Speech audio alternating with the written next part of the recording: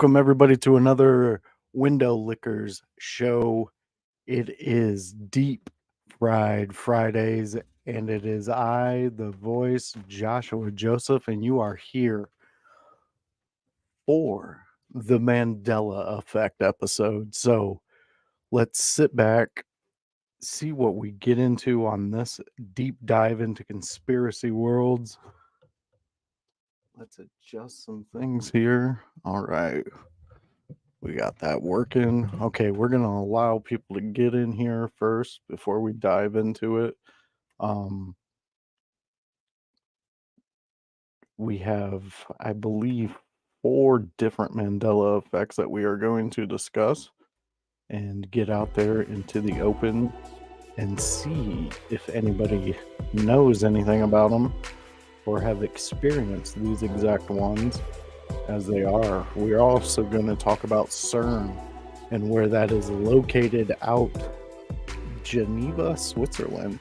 Some say that is actually where hell on earth is. Portal, what have you. So we will dive into that. There we go. We got Team IYH jumping in and saying hello. Thank you for joining us. Go definitely check them out for everything wrestling related. They got everybody out there to cover all things Hollywood House. They have the one only Hypocrisy Jones and Paragon. So go out there and join them and see what they're all about. So again, everybody, just jump on in. Let's get this going for a little bit. We will start with a little bit of fun. So tonight's subjects are going to cover the Pokemon Mandela Effect, the Lord of the Rings, the Fruit Loops, Looney Tunes, Curious George, the Sinbad movie, and like I said, we will discuss a little bit of CERN. And just to update everybody on from last week, the basis of all this is after the 2 conspiracies that I started talking about last week. So we have Project Bluebeam, in which is a conspiracy theory that originated in the 90s. According to the theory, the United States government, in collaboration with NASA, is planning a massive false flag operation in which they will simulate the second coming of Christ or a extraterrestrial invasion using advanced technology in order to establish a new world order. Now, I'm not too sure about the new world order part, but I do see them doing something into those effects just to get a mass hysteria going. So I don't know, that's a pretty freaky one to think about. And then we're going to go into this one. This is the Operation Mockingbird. This is the long one, but basically what it is that there are operatives in our media that push agendas, and we can see that from all ranges. And that's not saying on one side or the other, that's saying all sides have this exact same thing going on. So you have to be careful for what you put in to the old brain, because sometimes they're just out there trying to hook you and get you to go out there and voice their opinion, which honestly, voice your own opinion, have fun with it, get out there and see what everything's about. Like we've discovered on this show, we definitely want you to go out there and be your own type of person. We like a lot of the weirdos out here, and always. Hey, do you like kitty cats, by the way? Because last time you were on here, we were doing a little research. You didn't like Santa Claus, so do you like cats? I don't like. And that's one of them. That's William Montgomery, part of the William Montgomery Show, and Kill Tony. Go out there, check out what they're doing. They're doing great work. New uprising comedians from the past 5 years that are really starting to get a big name out there. And I've been following them for forever, just like his friend that followed along with him. And I didn't want to follow him around the corner because I knew he was going to blow crack dust in my face. And if y'all did not know, that's how you make crackheads. That is how you do it. And that kind of goes along with what we're trying to say here. Don't let them blow dust in your face. Whomever it may be, who's ever trying to give you whatever information out there. Now, for me, I will give you up front, this is for entertainment purposes only. The subjects spoken in here are researched by me alone, and what I tell you is my opinions and my opinions alone upon the subjects that I bring up. So let's get into it. Let's get into this and see where it takes us. And I am pretty excited to get into this one. It's gonna be a real fun one. So let's check into it. Let's start getting started. And you know what? Let's have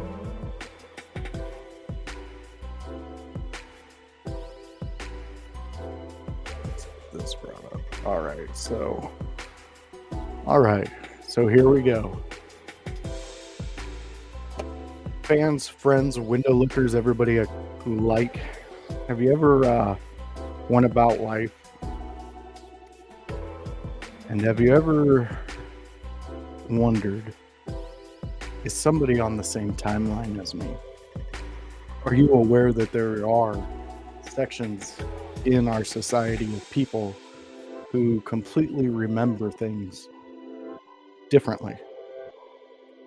There are groups in our society of people, and I'm not talking 1 to 2 people. I'm talking, there's a section of society that remember things differently. And this causes some turmoil between people, discussions, being able to have a further dialogue into something, because usually when there's a disagreement on certain levels of different discussions, the discussion automatically shuts down. One side gets some type of feeling and the other gets another type of feeling, and then there is no more discussion, which ultimately kills exactly what we should be doing, talking, being a part of everybody's life, being a part of your friend, knowing what they think. And if you have wrong talk, and it's so weird, there's going to be some terms that completely make no sense when you speak it, but it's actually like stuff. So if you have wrong talk, the way to combat that is with right talk, like factual talk. So you can educate that person with the wrong talk. But once you get into a disagreement of some sorts, whether it be a movie that may not have been made, or a character that was drawn a certain way but now is not, or even words in a movie that were spoken are now changed, different. People are remembering them differently. So, with that being said, there are people among us who remember things in a different way. So let's get into the definition of the Mandela effect. The Mandela effect is a phenomenon where many people believe that something actually happened, when in reality never happened. These people insist that they remember an event or an experience, even if it has been shown to be incorrect. The name of the effect refers to the name of the Mandela effect refers to the massive false memory of the South African president Nelson Mandela died in prison. He did not die in prison, but in his own home in 2013. Related events, such as the death of the prominent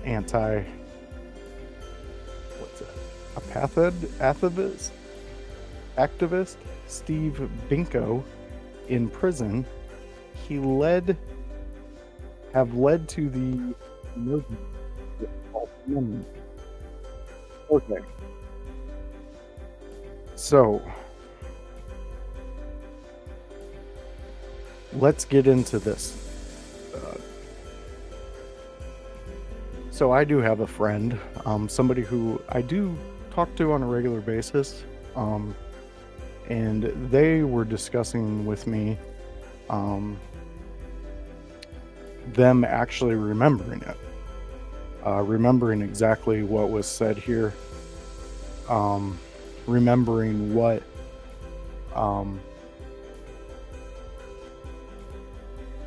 was said to be false in that statement. And right now I'm pulling it up, so give me 1 second.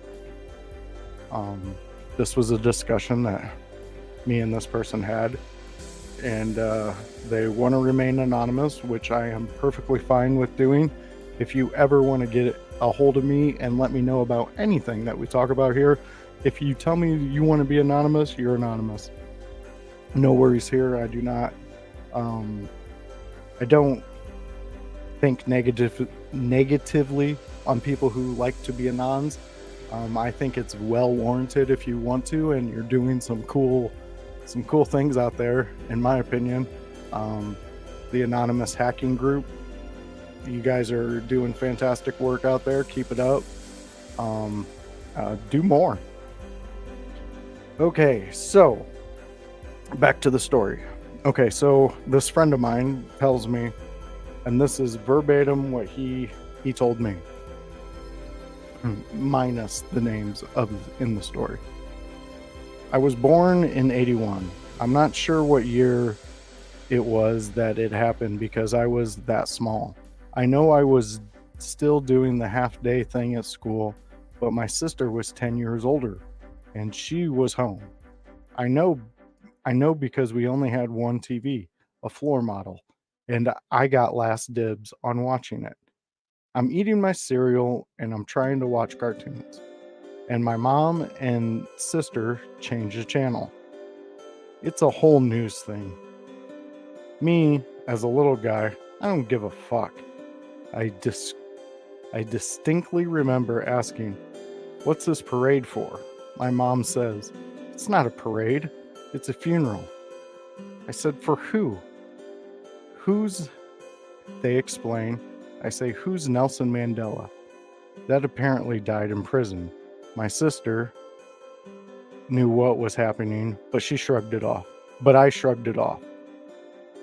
Imagine my surprise years later when none of that happened and he died. I thought it was a goddamn parade. I could swear he died sometime in the 80s. Apparently, a lot of people do. Now, that's pretty crazy. It's pretty crazy because the fact that I know this person. I know they're mentally stable. I know that they have their own house. They have their own job.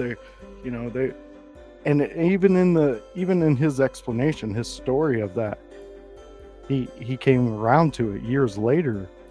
He's like, imagine my surprise to find out none of that was true. So again, like the insanity of what this could do. So why am I bringing up the Mandela effect when I said in the first episode that I was going to base all this talk off of these two, Operation Mockingbird and Project Bluebeam? Well, this follows in the Mockingbird category. So the Mandela effect, in my opinion, again, like I said at the top of this, everything's spoken here, my opinions, mine alone, nobody else. So don't go after anybody, just save all your hate for me. So my idea in this, in thinking, is Operation Mockingbird goes with the Mandela effect, because in my theory, the Mandela effect is a op in itself. And what I mean by that is, the object of the Mandela effect is to slowly erase small things in history to see what you could possibly come up with and see who you can trick and who you can get to buy into what you're selling. So if you can slowly do that, and you can slowly have everybody who has a reach in the media world agree with what you're saying, and you control all the factors that can go out into the information for people to digest. And I'm not saying that that's what's happening, but if that's what's happening, don't you find that a little suspicious?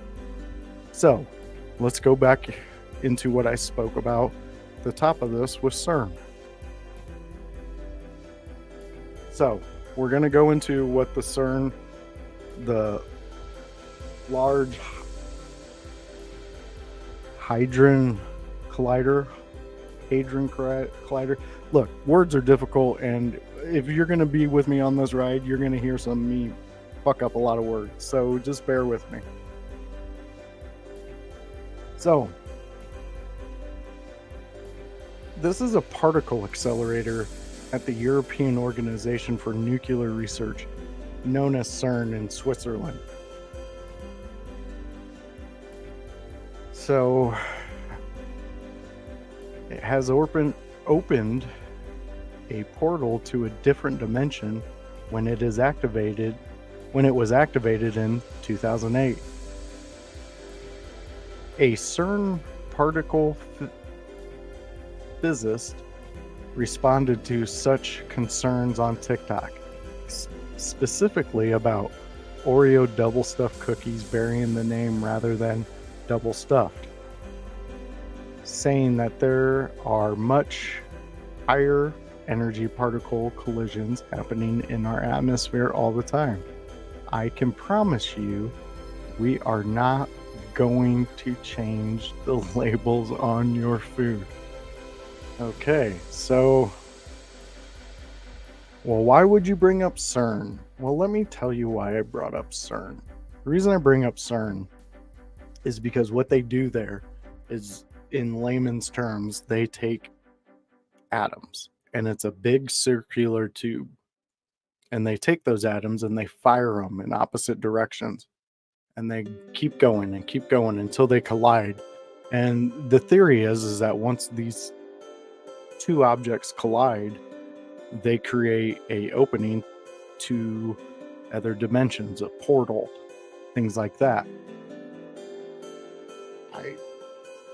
To say that it's true, I don't know, but in my thinking, I do think it's true. I think that there's some things out there that we don't know about, that we're not supposed to know about. I mean, come on, think about it. There's a lot of people out there who are able to, back in the day before we had all this technology going on and everything, you have your third eye, and that third eye is said to be you're able to do more things with your brain, your mind, your abilities, your natural human abilities, because we are unique creatures.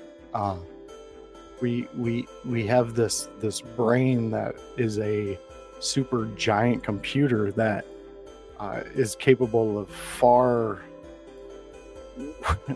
amazing things. And when certain things that you are able to have right out the gate are calcified, are taken away from you, who knows where our ability could be. So I do believe that there are different things on there, and I mean, have I ever been there? No, never been there. So I really don't know too much about the actual place itself. So again, this is just me talking about it, but it's an interesting thought and an interesting idea, because let's just play devil's advocate and let's say that it's a reality. If you were a somewhat of a a person who is trying to prove that it is a possibility, and you open up the wrong thing, what could come through? If all of the thoughts and the ideas about a actual hell is real and reality, the fact that if you open up a portal to it, to where those things can come out here and start walking the earth and reigning, which kind of gets me into the fallen 13, the 13 fallen angels that were cast out, the Anunnaki, some call them, those. There's talks about those throughout the world, throughout history, throughout time. So to say that those are false and that they didn't exist is you're really kind of cutting yourself short with the possibilities of. I mean, we're on the cusp of putting microchips into people's heads that give them the ability to walk and the ability to be able to do what may have been taken from them through no fault of their own. So I think it's pretty cool that we're there, but it's also in a scary way. Okay, so let's get into the Sinbad Mandela effect, and now we are into it. So this is the Sinbad one. Sinbad was a comedian, pretty funny dude. I remember watching him when I was younger. He was definitely a hilarious comedian. Did some movies. He was pretty famous. So now this goes into the parallel worlds when I was speaking at the opening of the show about there are people who walk among us who are on a different timeline than us. And you may think I sound crazy on that, which, I mean, I don't blame you, but there's actual things of that. And this is one of the most peculiar ones because I've met quite a few people who remember this. So, one peculiar collective memory that demonstrates how powerful false recall can be is of a supposed 1990s movie about a genie called Shazam, starring actor David Atkins, better known as Sinbad. There is no such movie, to the bafflement of countless people on the internet who could have sworn to the contrary. What does exist, however, is a 1996 movie, Kazam, starring Shaquille O'Neal as the title character. Advocates of the Mandela effect think it's a genuine effect. Many believe this is based on many worlds or multiverse theory. And that's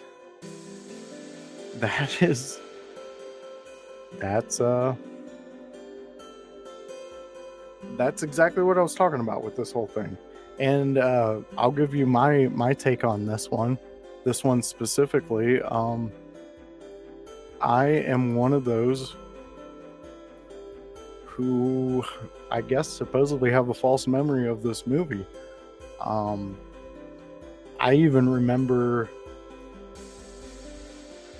I had parents that split up, so I would spend every other weekend with my mom. My mom had HBO.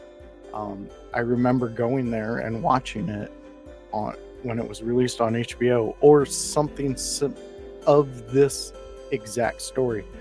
But if you could enter my brain and talk to me about it, you could feel exactly that I think I've actually watched this movie. And I know I sound like a nut job because I'm reading the stuff saying that this stuff is 100% disproven.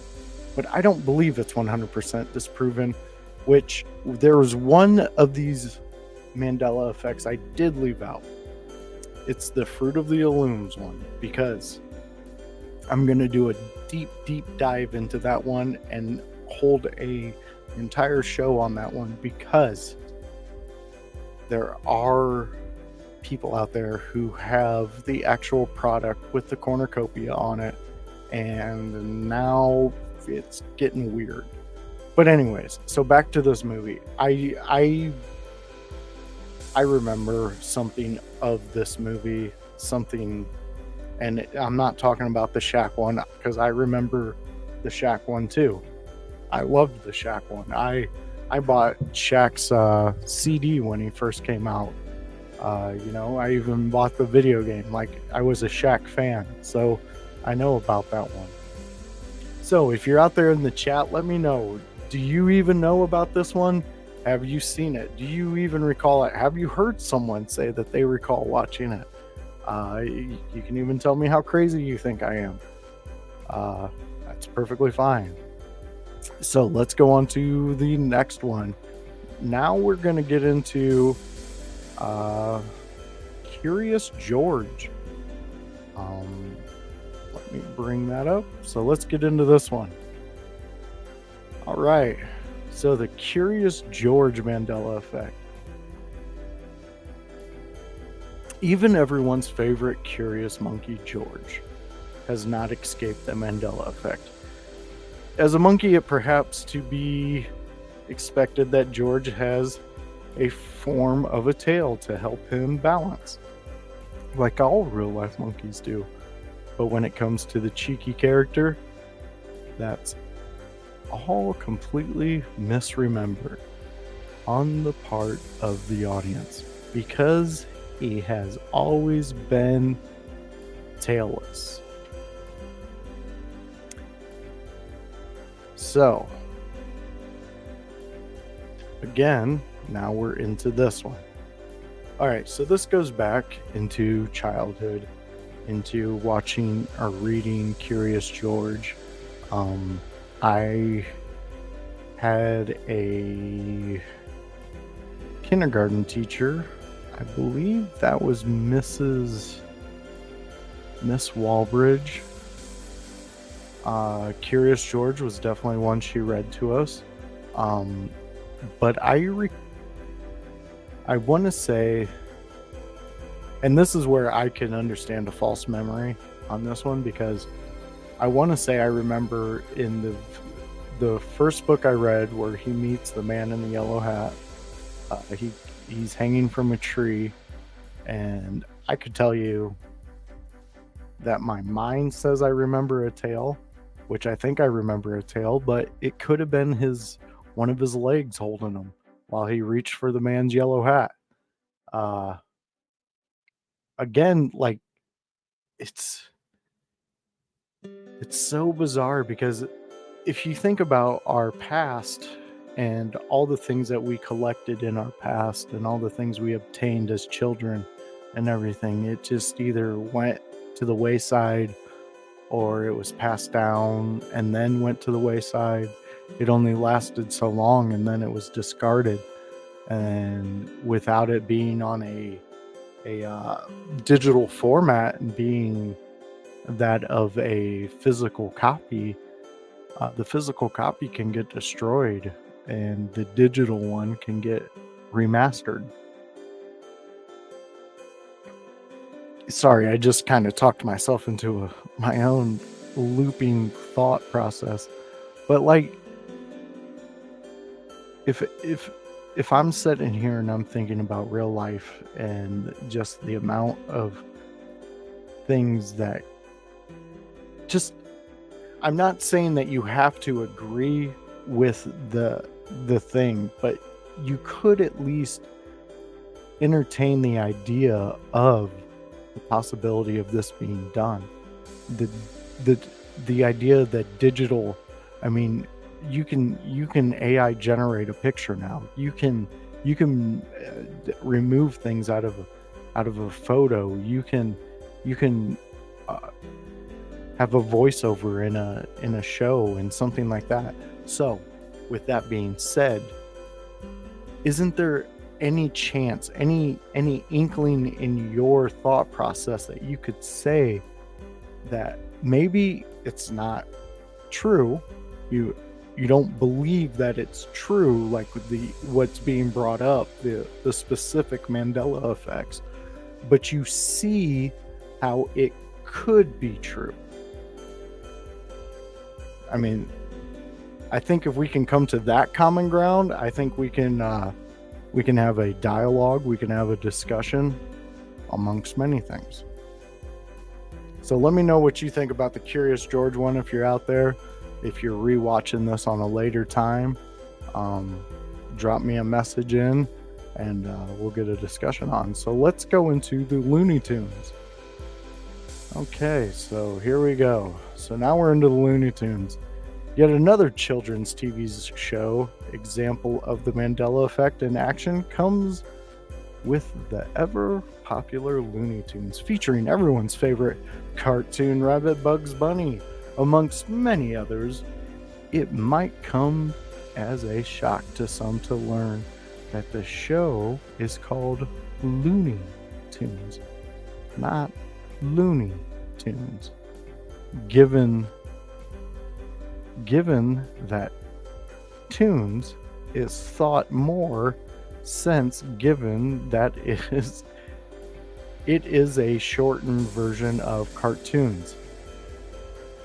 It's not clear why they went for the alternative spelling, but that's the way it's always been. So, again, here we are. This one, I'm going to say I cannot give you a definitive answer if I remember it or not. I did watch the Looney Tunes quite often.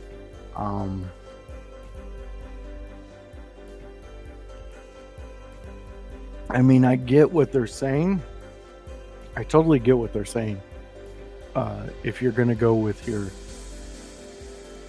you're just right off the top of the cuff of a show called Looney Tunes and someone asked you to spell it, I would assume you would go with the tunes, the Toon, the ending part of cartoons. It makes perfect sense why you would why your brain would automatically go to that idea, that thought. But again, I don't know, because they do sing a lot, they do things like that. So I could see the tunes, Tunes, which is that's how they say it's always been. So I don't know. That's definitely one. If you're out there and you know, or you have a memory of this, don't hesitate. Leave a message. Let me know. All right, let's go on to the next one. The next one is the Fruit Loops Mandela effect. So let's get into that. So Fruit Loops has been a popular children's cereal choice for many years. And whilst our minds might naturally rearrange the letters in the product's name, the brand has always been spelled fruit, F-R-O-O-T, loops, not fruit, loops. So it seems that when it comes to the breakfast option, some people have been grown up automatically correcting the name's spelling without even realizing it.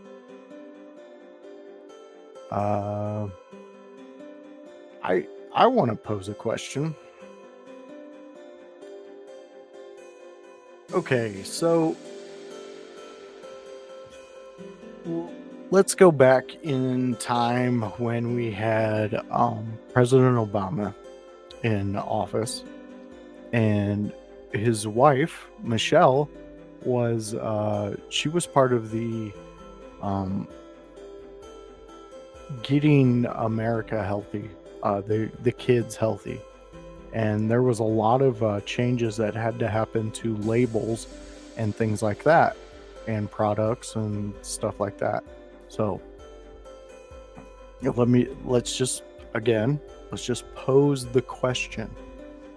With that initiative, with making things healthier and giving accurate calls to labels, don't you think that there possibly could have been a discussion at the Fruit Loops manufacturer saying, hey, it's not actual fruit, it's artificial flavoring that you're putting into this, so that there could have been a discrete name change, and to avoid getting any type of fining or things like that, you could slowly erase that. Or we could be doing exactly what it said, and our mind is automatically correcting it and correcting it and taking the miscorrection, the misspelling of a word, and correcting it in our head automatically without us even knowing, our subconscious. I mean, that's Occam's razor right there. That's the quickest way to the most obvious answer. And I don't know. I kind of like my theory. I will say that. I will be biased on my own theory here. But yeah, well, and I will say the other one does make the most logical sense. And that's probably where I will ultimately leave my brain. But at the end of the day, though, I remember those times. And I honestly think that was a very good thing that was done. School lunches in some areas were getting really horrible. A lot of the snacks that were being made were just going down the gullets of our youth, and they weren't understanding the long-term effects of a lot of that stuff, and piling it on, it creates bad habits. And she honestly wanted to create better habits for the future, the next generation up, and I don't blame her. But you can see today's effect, that there's nobody's doing what she was trying to do back then, and I could only assume all the lobbyists got in there, and we're never going to see that again. Because if you look at the food pyramid today, I was just reading an article the other day, and they were saying that a bowl of cereal was better for you than an actual red meat steak. And that's insanity. There's from a natural steak, you're going to get so many more nutrients that your body needs, and it's minus the all the dyes and things like that can cause long-term damage throughout your body.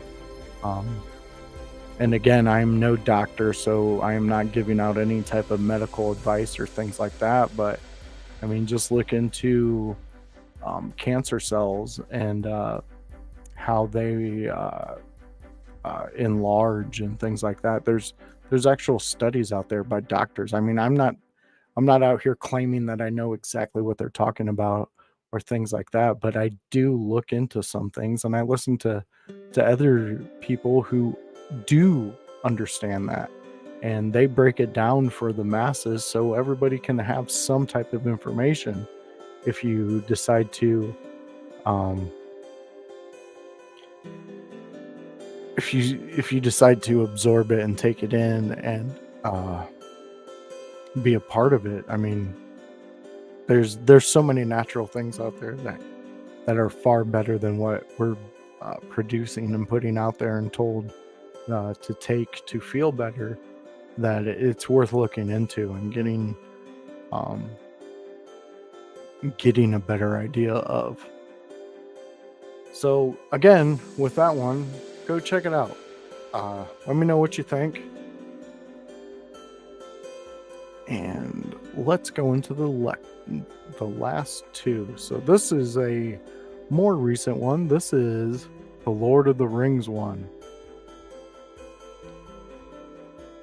So in this one, we have, just like Star Wars, the film adaptation of the J.R.R. Tolkien's Lord of the Rings trilogy certainly captured audiences' imagination. Though it seems we were all too engrossed in the action to notice that we might have been quoting one line wrong all this time. In the Fellowship of the Ring, Wizard Gandalf fights off a magical demon, the Balrog, in the mines of Moria, only to fall seamlessly to his death from a stone bridge.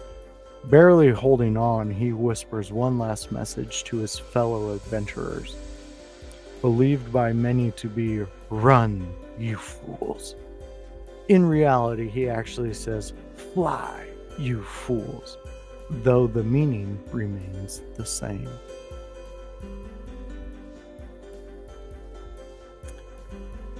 Okay, so let's go into this one. I was a huge Lord of the Rings fan when it came out on the movies. I didn't really read the books, but I definitely watched the movies. I enjoyed the whole thing. I really enjoyed the Lord of the Rings. I thought it was cool.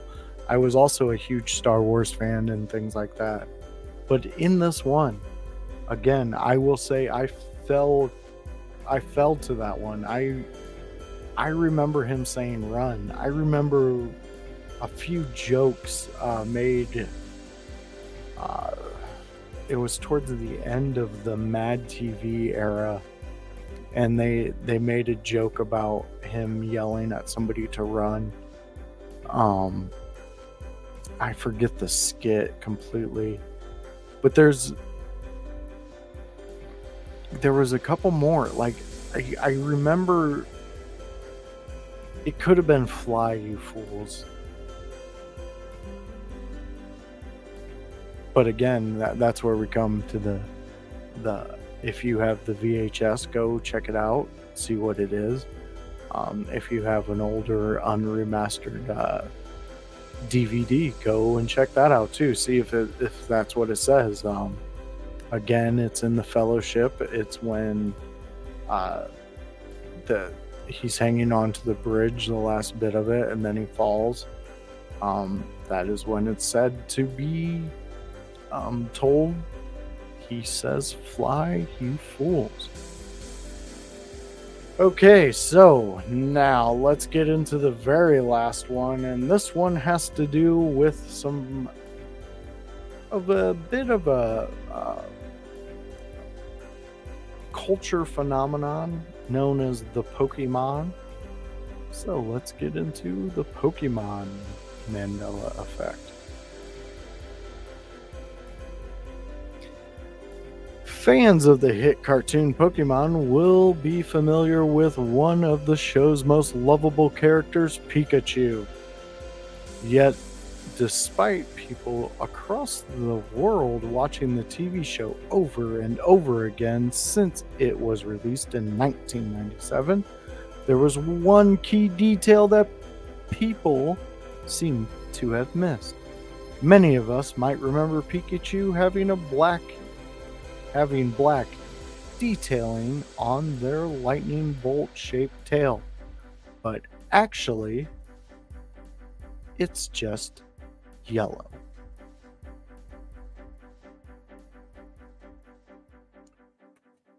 Now, I was not a huge Pokemon fan. I did know of Pokemon, and I had cousins and things like that who followed it, and they checked it out, and let me put this back up. And this is where I can see where people can get confused. If you look at the tail, the shadow casted upon the tail. Okay. So, let's go back in our minds if we can, and let's go back to when we had analog television. where the stations might not have been the most clear, they might not have been the best picture, and you might have to need to adjust your coloring on your television set.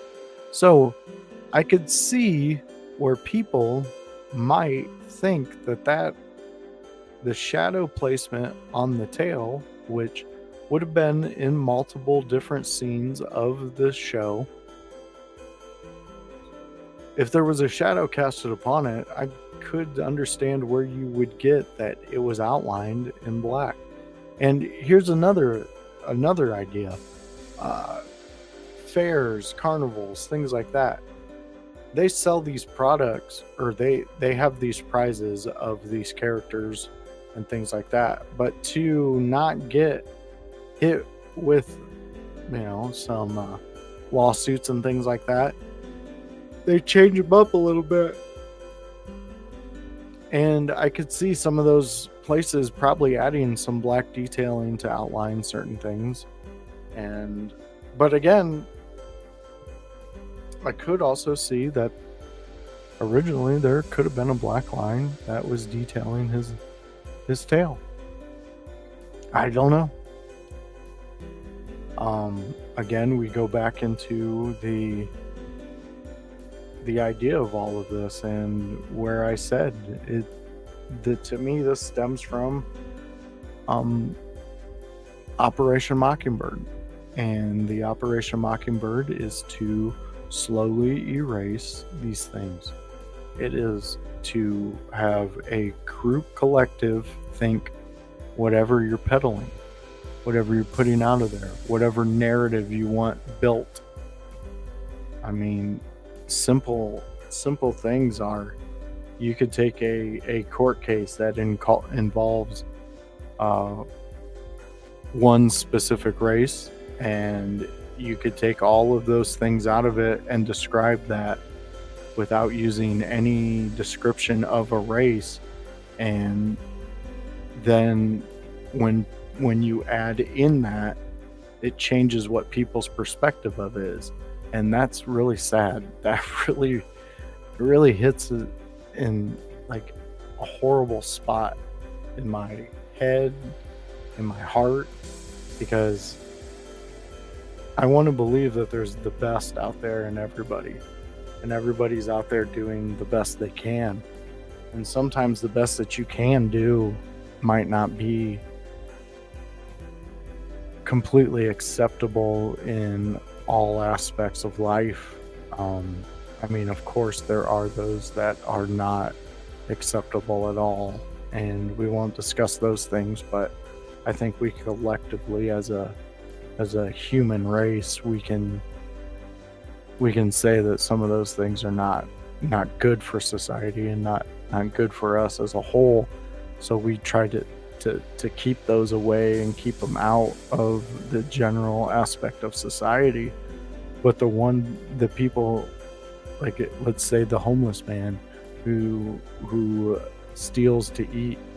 I'm not saying to steal to have the newest things or things like that, but to actually feed themselves because they just went 3 days without eating. I have sympathy for that person. I have a compassion for them that they need that. I mean, if we're not looking out for each other, who's looking out for us? Everybody has a community out there, and everybody has a chance to make an impact in that community, good or bad. It's your choice. I hope, and I want for us as a whole to always want to do the wholesome, the good thing. It may not always happen. It may not always may not always seem like it's right around the corner, but I believe it is. I believe that we are on an upswing in humanity, to where we can get to that collective agreement on the base things and build from that. So, with that being said, ladies and gentlemen, I know we didn't do any drops tonight. We didn't have any things like that. But I did have a good discussion. I I hope I brought some different thoughts, some different ideas, some different thinking out to the world for a little bit. I don't know what the future holds. I don't know where my journey goes. I don't know where your journey goes. I hope it's good. I hope it's the things you want.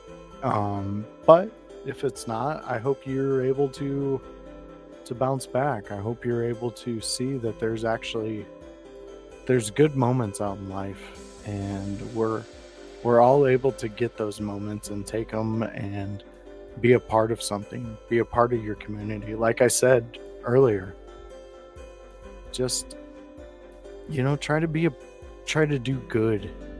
Try to make an impact out there, because if you don't, someone else will, and you don't know what that will be. So go out there, do some awesome things. Be yourself, most importantly. And definitely keep coming back, keep checking me out, see what I'm doing next. Pay attention out there to my socials. You'll see what I'm out there doing. Next week we're going to dive into some fun things. We're going to dive into one of my favorite topics, and we're going to talk about the Fallen 13, the ones that were cast out of heaven, the Anunnaki. We are going to speak upon that and more of the outer of our universe talk. How far does it go? Where do we go? Will Elon get to Mars? Is it going to be a civilization out there at some point? Did we originate from there? That's another theory out there. So fans, friends, everybody, I hope you have a great weekend. I hope you do some really cool shit this weekend. I hope you have moments this weekend that make you really understand that this breath, this heartbeat, the thinking, the mind that you have, these are all great gifts that we have. And there's people like me out there, a window licker, who would love to hear your thoughts and ideas and like to expand upon them.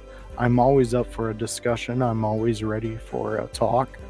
And you can catch me here every Friday night doing the Window Lickers Deep Fried Fridays, where the voice Joshua Joseph gets in there and talks about the things that interest me, and they might interest you. If not, that's cool. We can talk about other things. You can also catch me on Sundays 12:15 on the Chris Parrish podcast, where I co-host with one of my Canadian friends, Chris Parrish. Join us where we discuss wrestling and we discuss a lot of sports. So we will be out there doing that. Football is over, but I'm pretty sure we will discuss the potentials of coming up on the next season. You can also catch me on my other new show on Monday nights at 7 p.m. It's the Raw Raw recap and preview, where I am joined by my co-host Bubba Duke, and this week we will have Chris Parrish on as a guest. We will be discussing all things that happened last week on Raw and the 3 major things that will be happening this week. So I hope you join me. I hope you come and have fun. And again, remember, this guy over on this end of the mic, I give a shit, man. So come hang out. If you're bored on a Friday and nothing's going on, I'm here, man. Just come hang out. Come talk your theories with me. Even if we have a subject going on and you have one you want to talk about, if it's interesting, we'll definitely talk about it. So again, go check me out. Go hang out. Go be a part of it. I have a lot of friends out there doing similar things that I'm doing. You have the In Your House channel out there doing their thing, all things wrestling, like we talked about at the top of the hour. You also have the Turnbuckle Studios. They're doing great work out there, a lot of fantastic things. Go out there, support some of these independent creators that are out here doing this on their own dime and trying to have some fun, trying to bring you some entertainment. So again, thank you for joining me here on the Window Liquors Network, the Deep Fried Fridays. I've enjoyed your company. I hope you enjoyed my words. And again, I will catch you on the very next one. So take care, and we will see you next time.